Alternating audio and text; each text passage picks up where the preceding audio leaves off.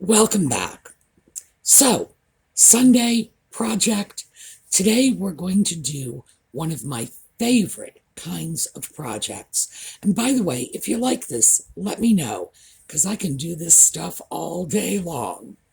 We are going to take the Julia doll that we got a few weeks ago at Bedford Antiques, and we are going to clean her up for resale. So, in effect, what this is a 1960s Barbie doll restoration project. So, when we come back.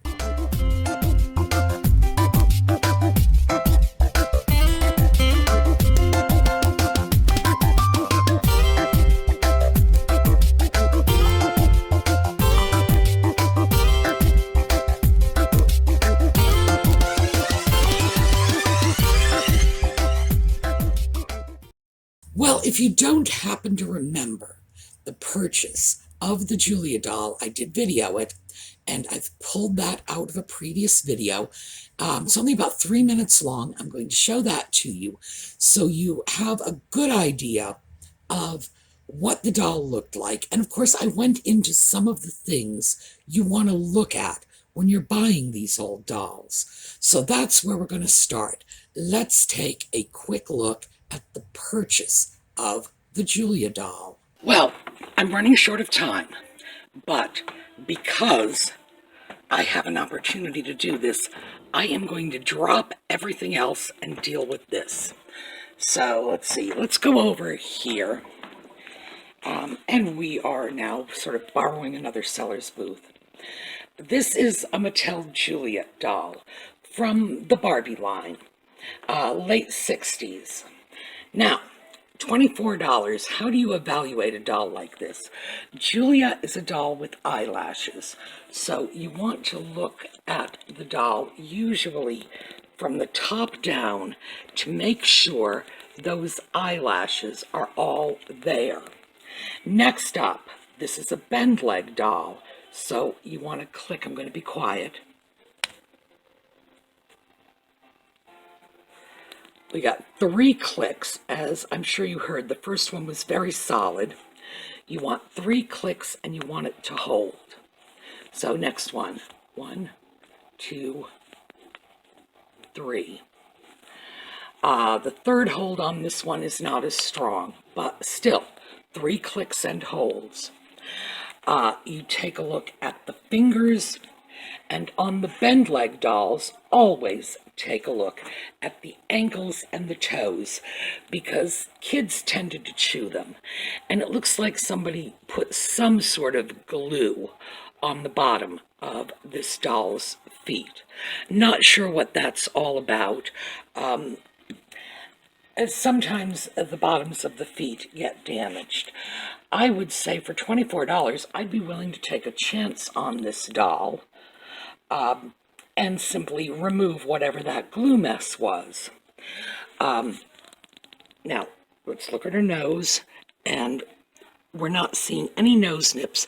Now, Julia had a turned up nose as opposed to the other Barbies. The lipstick is in good shape. Let's see if I can get to see that. It's really not bad. Face paint in general is in good shape.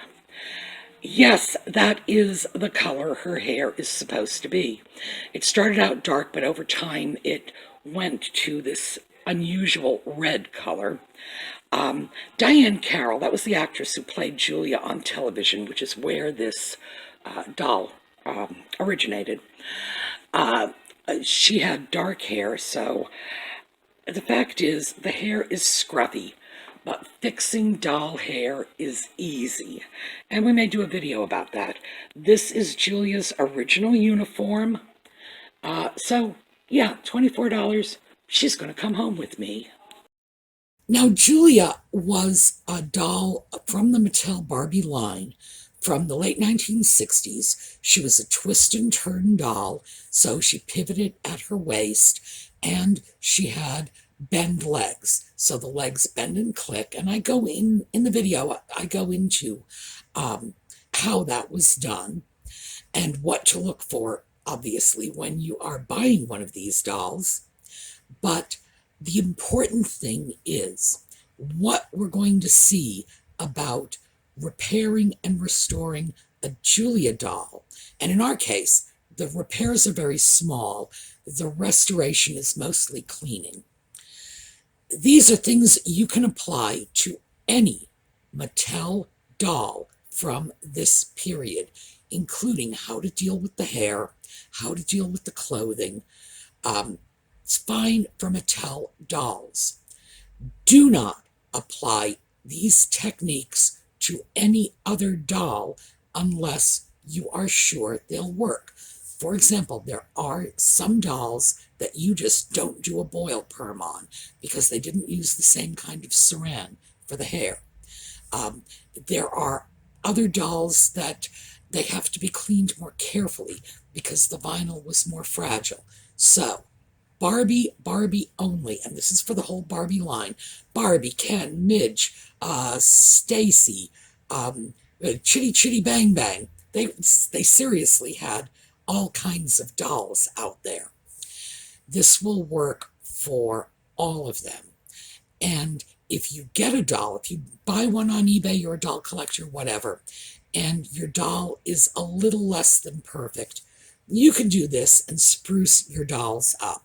So let's get right into it and take a look at the project.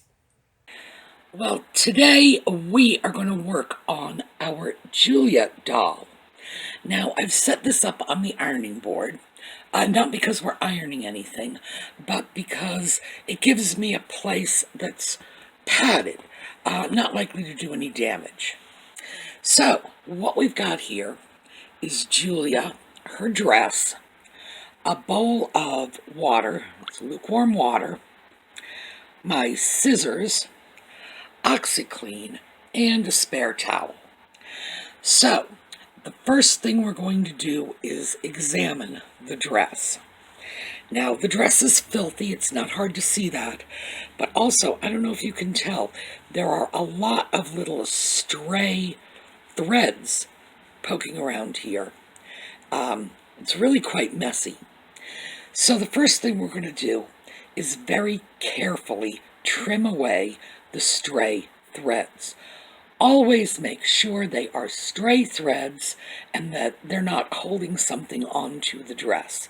Use your common sense with this. You're tidying up the dress, but you don't want to actually damage it. So, we'll be back. So here's our dress with the threads removed. Already it looks a lot better. But in fact, here we'll get it next to the white of the towel. You can see how dingy and frankly filthy this dress is. So I'm going to throw it into the water with some OxiClean. Now, the thing with OxiClean is it's very hard to sort of overdose with it. So I'm going to put what I would consider to be a very large amount for such a small amount of water.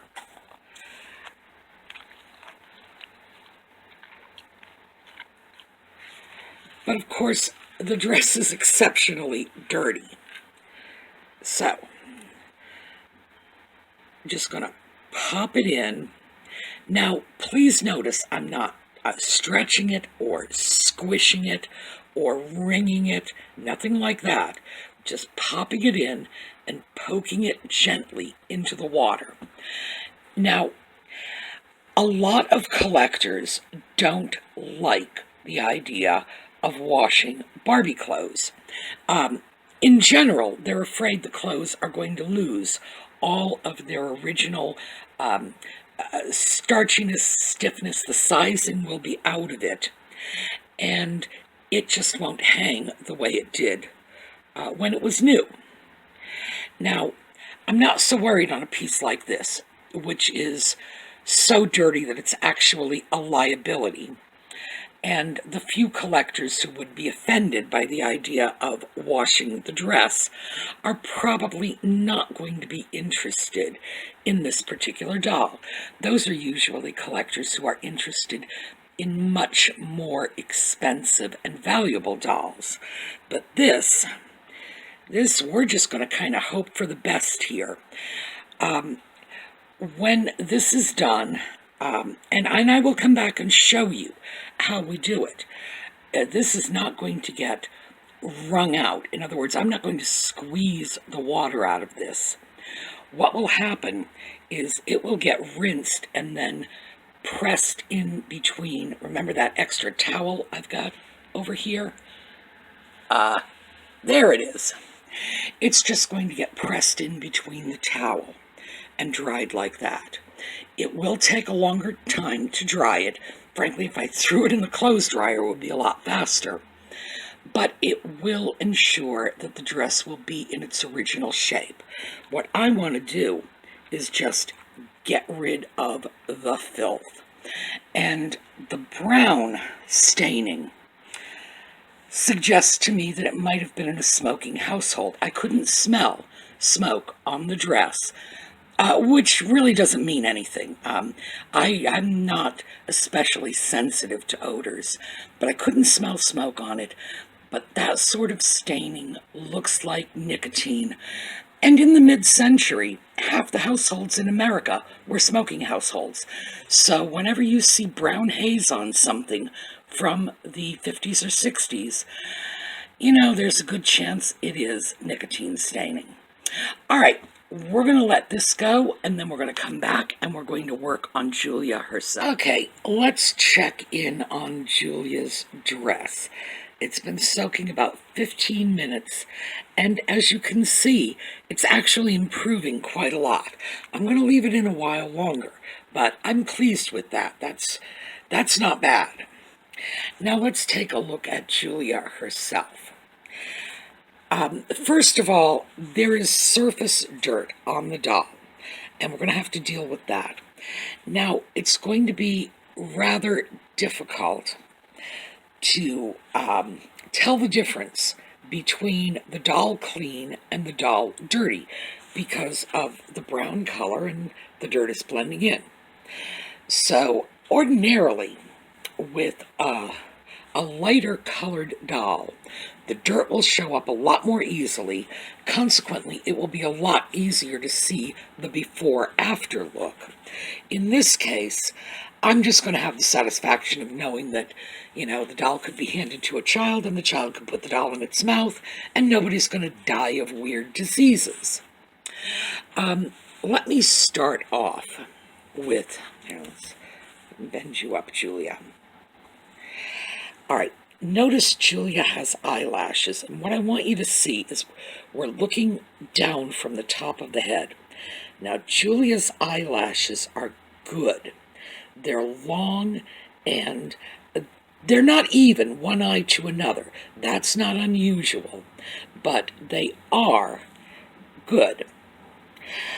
If there were sections of eyelash that were a little shorter than the others, and we really don't have that here, we have very, very long eyelashes here and shorter and skimpier here. But as I say, that's okay. The dolls were often like that.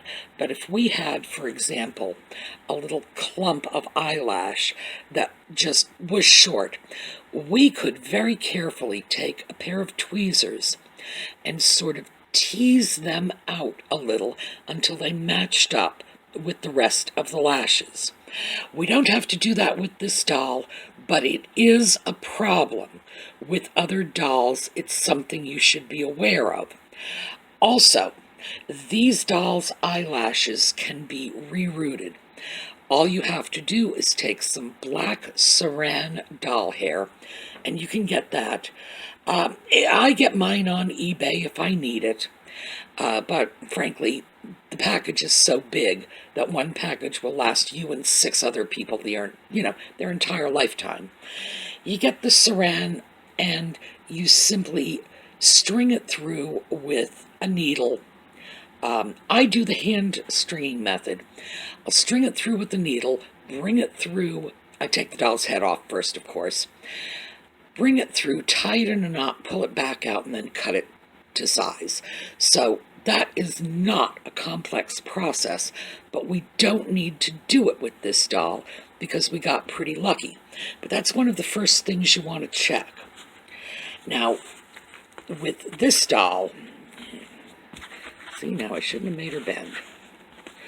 We have gunk on her foot. Now, we had that same gunk on the other foot, and I removed it. Now, let's get over here. And this was the tool I used.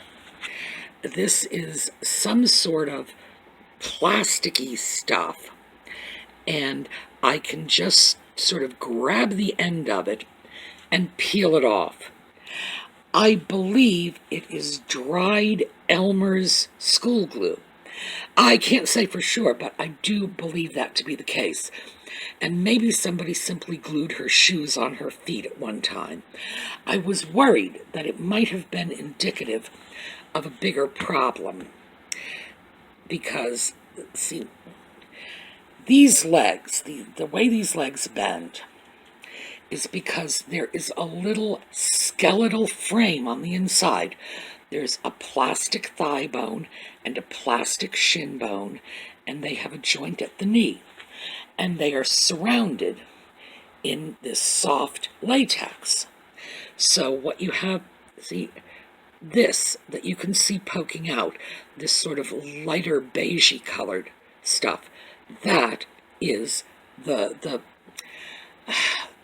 quote bone, unquote, of the doll's leg. And so I was concerned that there might have been a problem with this poking out. Somebody might have been attempting to fix something major.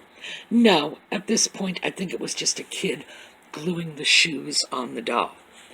All right, we're going to take that off, and then I am just going to scrub this doll down. I'm going to be cautious about it. I'm not going to use harsh cleansers, but I'm definitely going to give her a very good scrubbing.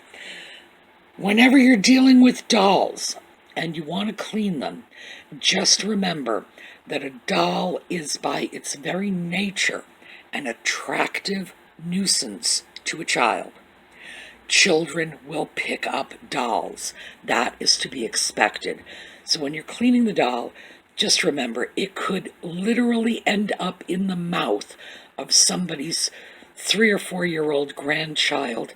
Clean the dolls well.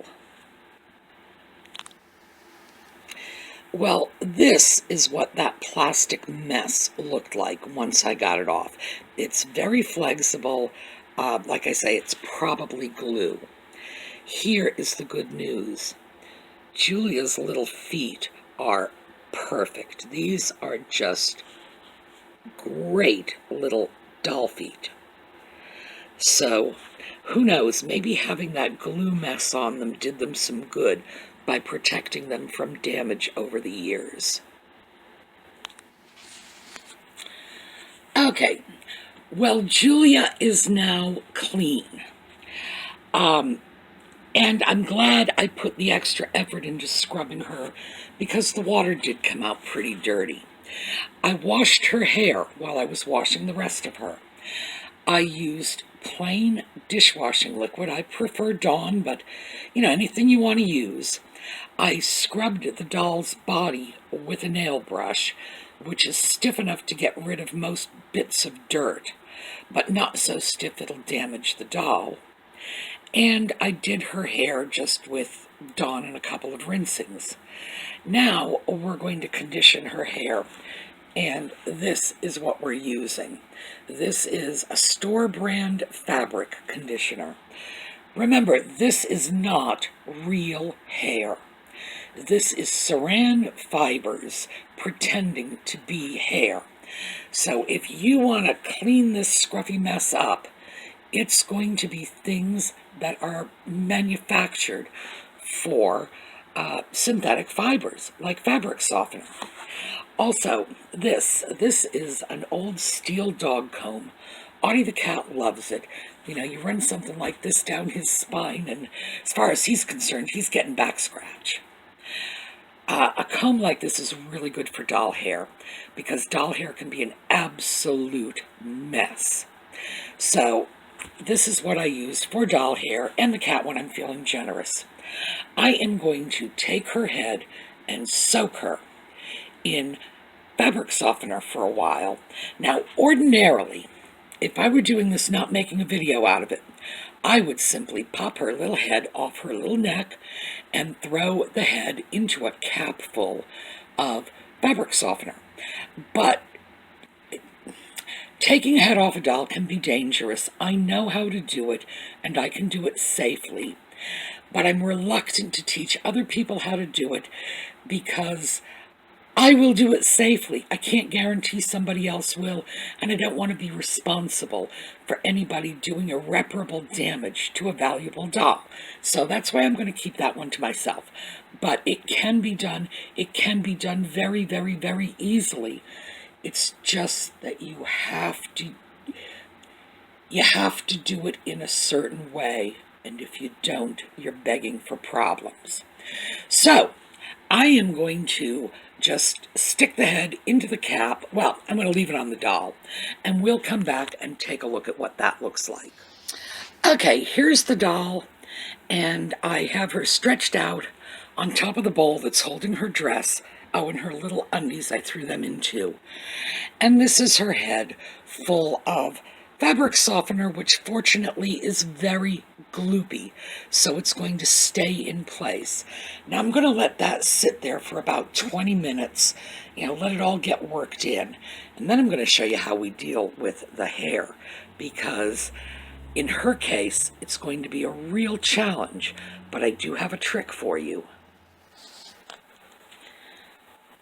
So here is Julia, and I've pulled her out of the fabric softener, washed the fabric softener out because, I really glooped a lot on there. And of course, it has to be washed anyway. You don't leave the fabric softener in.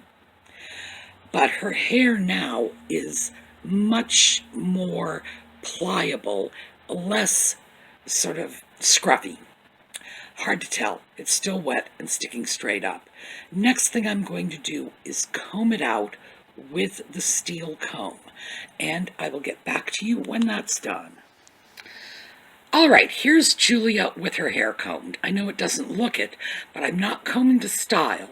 Right now, I'm just combing to make sure there are no tangles. Next thing I'm going to do is style it. And styling it, in the case of Julia, just means sort of plastering this mess down to her head. Now, I know you look at this and it's very tempting to just get in there with a pair of scissors and restyle the doll's hair. But unless you are a hairdresser, please don't do that. These dolls were seriously over-rooted. The very earliest Barbies, the first 4, were made with genuine mohair, and they were very sparingly rooted. But also the hair, because it's a natural fabric, comes from sheep or alpaca or whatever. It's very nice, very soft, very, very much like human hair. This, boy, they just put so much hair in this. It's just such a heavy root that it tends to want to stick up and go all over the place. So in Julia's case, the way the doll was originally sold, her hair was just sort of plastered to her head. This was the late 60s. This is what hair looked like then. So we're going to get that done, and then I'm going to show you how to keep it that way. What you see before you is a pair of cheap knit gloves from the dollar store. They're old, they're worn.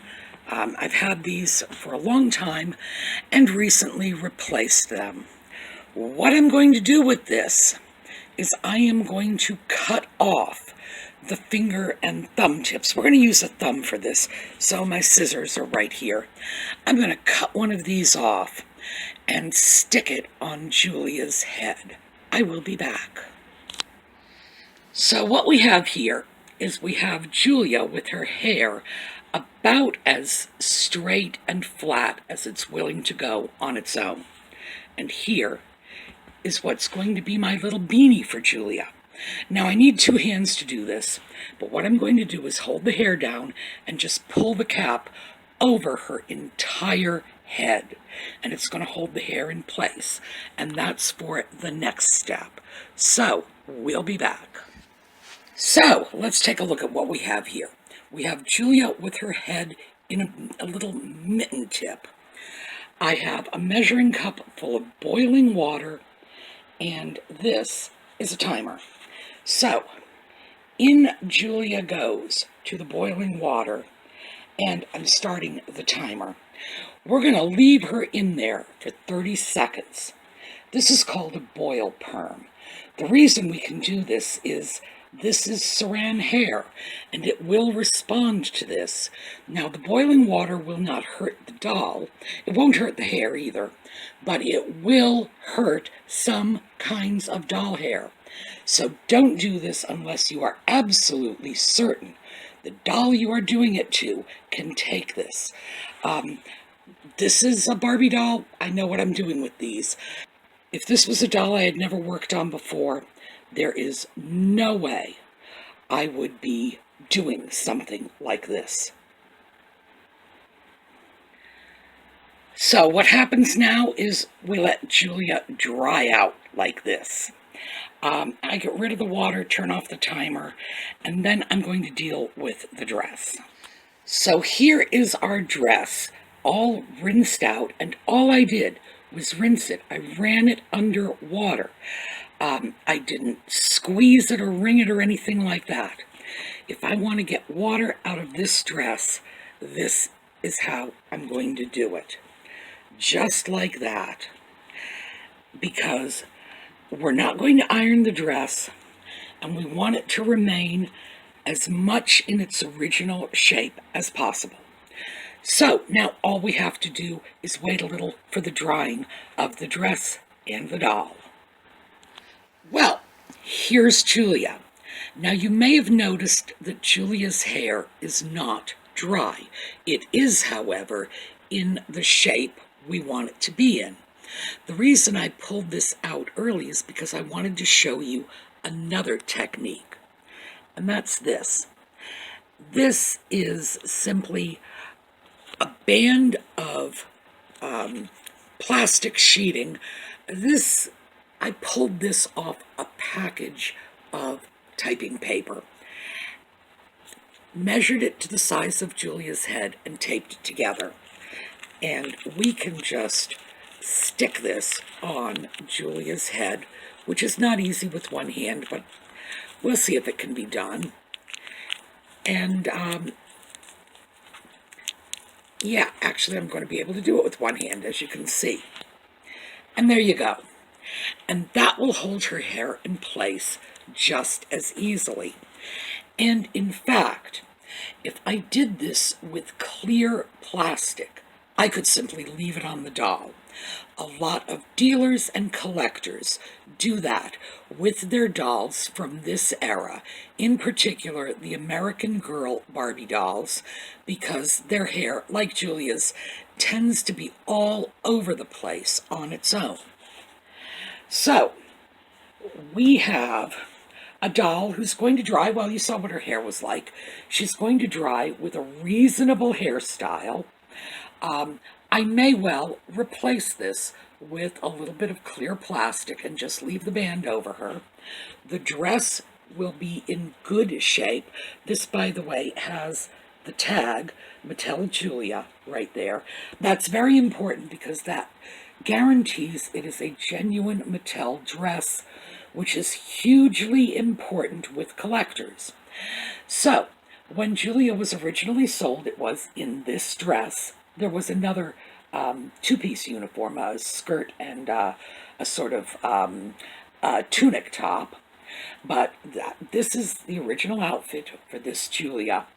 She had white shoes that were are called now pilgrim shoes. In fact, they were probably called pilgrim shoes at the time. And she had a little cap. So I'm going to go dig around in my Barbie box and see if I have a pair of white pilgrim shoes. I'm sure I have them somewhere. And I will dig around and see if I have a nurse's cap. I've probably got several of those.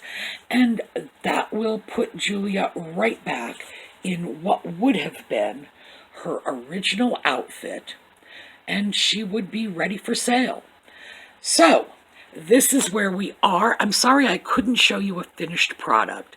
It really will take several more hours for the dress to dry, and Julia's hair, I'm going to want to let that set up at least overnight. But you saw what we had. All we're doing now is waiting for the drying time. Super, super easy. And remember, I got this doll for $14.40, I believe. And with her original outfit and in the condition that she's in, clean, good condition. Oh, and remember, with these dolls, these are twist and turn dolls with bend legs. You want to make sure always, let's see if I can do this with one hand. There we go. You always want to make sure the knees are good. They should bend and lock in 3 positions. Click, click, click. You want to hear the click. You want them to bend and lock. You want no holes or tears, and we've got all that. This is a good doll. This doll, once she is dried off, and I add the couple little items that are missing from her outfit, should probably sell in the range of $120 to $150 for a $14.40 purchase price. And you saw how little time and effort was involved in fixing her up. Not a bad profit. So, easy. That was, by the way, pretty much real time. Now, this is a half-hour video. I would say the little things I did off camera were probably only perhaps 10 minutes total. So this is what you can do to a doll in less than an hour. Start to finish, get the doll all cleaned up. Now, one of the things that I'm not able to do is show you before and after pictures because I need the doll to dry. However, also, I need to get this video uploaded. However, if I can, no promises, but I will try, I will take an after picture Sunday morning when the doll is all dried, and then I'll use it as a thumbnail for the video so you can see the before and after. I would like you to see that, but like I say, time constraints, I'll do it absolutely if the doll is ready tomorrow morning. So, meantime, let's take a very quick look at the pictures of our wonderful SueMe's Angels because the holiday giveaways are still going on. Go on over to the SueMe's Angels Facebook page. I am literally mailing out giveaway presents every day. So we're going to keep doing this. As I said before, even if we go past the holidays, I have these things. They are here for you, and I want to make sure everyone has a chance to get something. We have tons of Lisa's beautiful pens. They are arthritis-friendly pens. She even has left-handed pens in beautiful works of art. We have jewelry made by Karen Hopper, who is a wonderfully talented jewelry repurposer. We have lovely jewelry pieces made by Stephanie from Steffi's Baubles and Beads. There we go. It's always a mouthful for me. Wonderful, wonderful pieces, including items Colleen has donated and other people have donated specifically to the giveaways. So we've got some gorgeous stuff. And you know, throughout the year, as I do my shopping for the videos, I pick up things and say, oh, this would make a great giveaway. So absolutely go over, check it out. And our closing video is a new one. These are our little slideshows at the end. Brownhaven Photography, that's Liz Brown, a friend of mine. She's also my Avon lady, by the way. She does some wonderful work, and she recently did a couple of car shows. And I thought, well, we haven't done cars. And you know, a lot of people like cars, Personally, I'm not much of a car person. Well, I don't drive. I've never driven. No one in their right mind is ever going to let me drive. So cars for me are something you look at from a safe distance. But people love cars. And I thought, hey, how about we do a wonderful little closing slideshow of some cool cars. All right. Have a terrific day, everyone. Remember, we will be back this evening for a Just Chatting video. And we're back to thrifting next weekend. So we'll see you all then.